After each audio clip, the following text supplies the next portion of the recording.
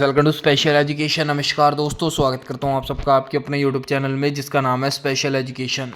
जैसा कि आप लोग अपनी मोबाइल स्क्रीन पर देख सकते हो दोस्तों, हमारी सीरीज़ चल रही थी चंडीगढ़ हाई कोर्ट पियोन की पोस्ट के रिगार्डिंग। तो इसमें हम लोगों की ऑलरेडी 32 क्लासेस डिस्कस हो चुकी है। तो अभी तक आप लोगों ने पहले वाली क्लासेस नहीं देखी तो जाके देख सकते हो। डिस्क्रिप्शन बॉक्स में आपको प्लेलिस्ट का लिंक मिल जाएगा, जाके आप लोग देख लेना। तो चलिए आज की क्लास स्टार्ट कर लेते हैं। स्टार्ट करने से पहले अगर अभी तक आपने चैनल को सब्सक्राइब नहीं किया then please do subscribe the channel, also press the bell icon so you can get all the latest update from our channel. तो चलिए दोस्तों, अब हम मूव करते हैं क्वेश्चन नंबर 1 की तरफ। आगे बढ़ने से पहले कुछ क्वेश्चंस का मैं आपको रिवीजन करवा लेता हूँ। सिर्फ 2 क्वेश्चन है, ज़्यादा टाइम नहीं मिला तो मैं आपके लिए 2 MCQ फ्रेम करके लाया हूँ। पहला क्वेश्चन आपके सामने है, India become which country to growth 700 billion dollar foreign exchange reserve. तो भारत 700 अरब डॉलर के विदेशी मुद्रा भंडार को पार करने वाला कौन सा देश बन गया। ऑप्शंस आपके सामने है, उसका राइट आंसर है 4th। ठीक है, इंडिया इसमें 4थे स्थान पर आ चुका है।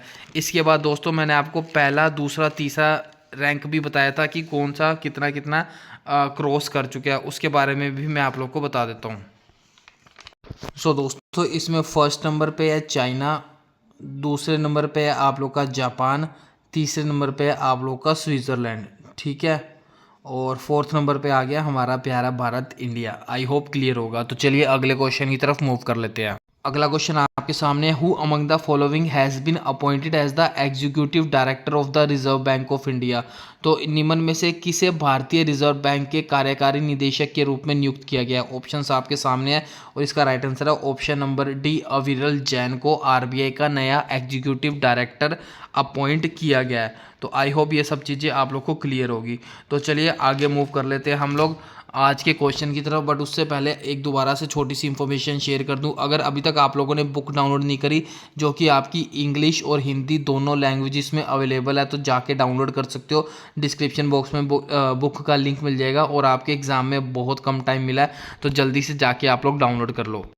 आज है आपका 9 अक्टूबर 2024। तो आज के क्वेश्चन डिस्कस करते हैं। पहला क्वेश्चन आपका मोस्ट इंपॉर्टेंट है और इंटरेस्टिंग है। दोस्तों आप लोगों को याद होगा, मैंने आप लोगों को बताया था कि SCO समिट होने वाला है, शंघाई कोऑपरेशन ऑर्गेनाइजेशन, और ये आपके पाकिस्तान के इस्लामाबाद में होगा। ये मैंने आपको पहले पढ़ाया था और मैंने ये भी बोला था कि पाकिस्तान ने हमारे प्राइम मिनिस्टर नरेंद्र मोदी को इनवाइट किया था कि इस समिट में आके पार्टिसिपेट करे। बट अपना मोदी है, इन्होंने साफ मना कर दिया। इन्होंने बोला मैं तो कभी ना जाऊं पाकिस्तान। इन्होंने अपने एक फॉरेन मिनिस्टर को भेज दिया, मतलब हमारे भारत का जो फॉरेन मिनिस्टर है उनको भेज दिया, खुद नहीं गए। तो ये आपका इम्पोर्टेंट हो सकता है। तो जो फॉरेन मिनिस्टर है उनका नाम याद रखना है, एस जयशंकर। तो SCO समिट 3 चीज़ें याद रखनी है। पहला, SCO समिट कहाँ पर हुआ, पाकिस्तान इस्लामाबाद में।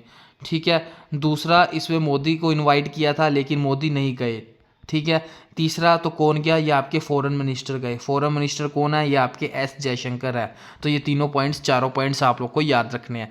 इसके अलावा हम लोगों ने पाकिस्तान से रिलेटेड पिछला जितना भी पढ़ा था वो सारा मैं आपको रिवाइज करवा देता हूँ, फटाफट बता देता हूँ ताकि आपको को रिवाइज होता रहे, आप ना भूलो। पहला हम लोगों ने पढ़ा था ICC इंटरनेशनल क्रिकेट काउंसिल के इंटरनेशनल पैनल ऑफ एम्पायर में नॉमिनेट किया गया सलीमा इम्तियाज़ को, और ये पहली पाकिस्तानी वुमेन बनी है जो कि ICC international panel of umpire में अपॉइंट हुई है या नॉमिनेट हुई है। अगला हम लोगों ने पढ़ा था, एक साइक्लोन आया था जिसका नाम था असना और इसका नाम दिया था पाकिस्तान ने।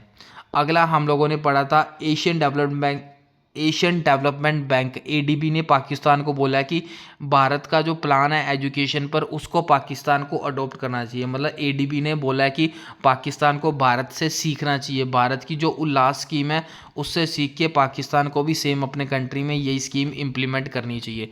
तो पाकिस्तान से रिलेटेड जितने इंपॉर्टेंट फैक्ट्स थे, जितने हम लोगों ने अभी पढ़े थे, वो मैंने आप लोग को सारे रिवाइज करवा दिए। तो चलिए अगले क्वेश्चन की तरफ मूव कर लेते हैं। अगर वीडियो अच्छी लग रही है तो प्लीज़ लाइक ज़रूर करना और कमेंट करके ज़रूर बताना कैसी लग रही है वीडियो। इसके अलावा अगर आप लोग दोस्तों मई, जून, जुलाई और अगस्त के करंट अफेयर डाउनलोड करना चाहते हो तो डिस्क्रिप्शन बॉक्स में लिंक दिया हुआ है, जाके आप लोग डाउनलोड कर सकते हो। हैंड रिटन करंट अफेयर्स आपको मिल जाएंगे।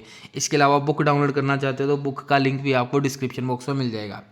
तो अगला क्वेश्चन है, डिपार्टमेंट ऑफ पोस्ट और अमेजोन इंडिया, इन दोनों ने हाथ मिला लिया। इन दोनों ने बोला कि ये दोनों मिलके जो ई-कॉमर्स और लॉजिस्टिक सेक्टर है उसको बूस्ट करेंगे। और ऐसा ही अमेज़ोन से रिलेटेड हम लोगों ने एक न्यूज़ और पढ़ी थी, वो भी मैं आपको रिवाइज करवा देता हूँ। लाइक ऐसा ही हाथ अमेज़ोन ने इंडियन रेलवे के साथ भी मिलाया था और इन्होंने बोला था कि डिलीवरी को बूस्ट करेंगे। तो दोबारा रिपीट कर देता हूँ, कंफ्यूज मत बोला। अमेज़ोन ने रेलवे के साथ हाथ मिलाया था डिलीवरी को बूस्ट करने के लिए, और अमेज़ोन ने डिपार्टमेंट ऑफ पोस्ट के साथ हाथ मिलाया ई कॉमर्स और लॉजिस्टिक सेक्टर को बूस्ट करने के लिए।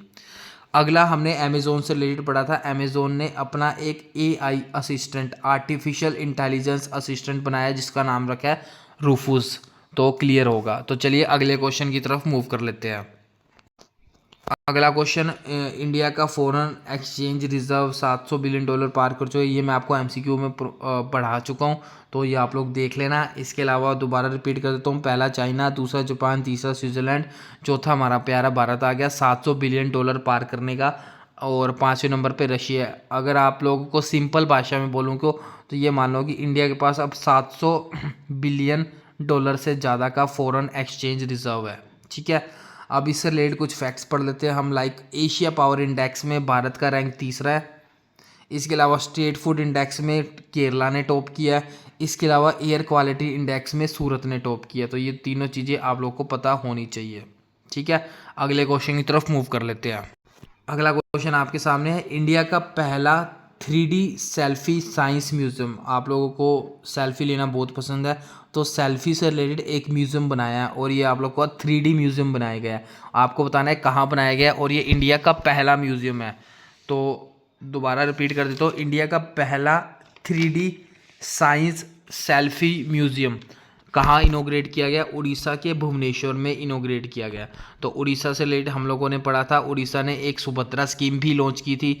इसके अलावा हम लोगों ने पढ़ा था, यहाँ पे मेंशन करना भूल गया, मैं आपको बता देता हूँ, त्रिपुरा ने भी एक स्कीम लॉन्च की थी जिसका नाम था CM 7 स्कीम। ठीक है, इसके अलावा हम लोगों ने पढ़ा था, इंडिया ने अपना पहला सुपर कैपेसिटर मैन्युफैक्चरिंग फैसिलिटी लगाई है। कहाँ पर लगाई है? केरला में। तो ये भी आप लोग को याद रखना है। आई होप सारा मैंने क्लियर करवा दिया। अब अगले क्वेश्चन की तरफ मूव कर लेते हैं। अगला क्वेश्चन आप लोगों के सामने है, इंडिया का पहली मॉडर्न गौशाला खोली गई है, और ये बायो CNG प्लांट के साथ खोली गई है। आप तो बस इतना याद करो, इंडिया की पहली मॉडर्न गौशाला विद बायो CNG प्लांट कहाँ पर इनोग्रेट की गई है? मध्य प्रदेश MP में इनोग्रेट की गई है। अब MP से रिलेटेड जितनी भी हम लोगों ने 7-8 न्यूज़ पढ़ी है वो मैं आपको रिवाइज करवा देता हूँ। तो अब ध्यान से सुनना, मैं यहाँ पे लिख के नहीं लाया, मुझे एक्चुअली टाइम थोड़ा कम मिल रहा है, तो मैं आपको फटाफट रिवाइज करवा देता हूँ। पहला हम लोगों ने MP से रिलेटेड क्या पढ़ा था?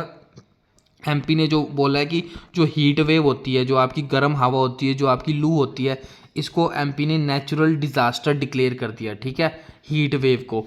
दूसरा हम लोगों ने मध्य प्रदेश की रिगार्डिंग पढ़ा था कि मध्य प्रदेश हाई कोर्ट के नए चीफ जस्टिस बनाए गए हैं। इसको इम्पोर्टेंट मार्क कर लेना, और इनका नाम है जस्टिस सुरेश कुमार। ठीक है, तीसरा आप लोगों ने मध्य प्रदेश के रिगार्डिंग पढ़ा था, MP ने एक स्कीम लॉन्च की है जिसका नाम है एग्रीकल्चर इंफ्रास्ट्रक्चर फंड स्कीम। ठीक है, चौथा हम लोगों ने मध्य प्रदेश के रिगार्डिंग पढ़ा था, MP ने एक और स्कीम लॉन्च की है जिसका नाम है वृंदावन स्कीम। पांचवा हम लोगों ने MP के रिगार्डिंग पढ़ा था, जो एट्रोसिटी केसेस है, मतलब अत्याचार के जो सबसे ज़्यादा केसेस है दलित पर, वो सबसे ज़्यादा कहाँ पर देखने को मिले हैं? तो वो देखने को मिले हैं एक तो मध्य प्रदेश में, एक उत्तर प्रदेश में, एक राजस्थान में। तो ये आप लोग को 3 स्टेट का नाम याद रखना है। तो मध्य प्रदेश से रिलेटेड जितनी चीज़ें मुझे याद थी वो सारी मैंने आप लोग को रिवाइज करवा दी। और ऐसी अपडेट पाने के लिए चैनल को सब्सक्राइब कर लो। वीडियो अच्छी लगी तो ज़रूर बताना कॉमेंट करके। एंड अभी तक बुक डाउनलोड नहीं करी तो बुक डाउनलोड कर लो, डिस्क्रिप्शन बॉक्स में आप लोग को लिंक मिल जाएगा।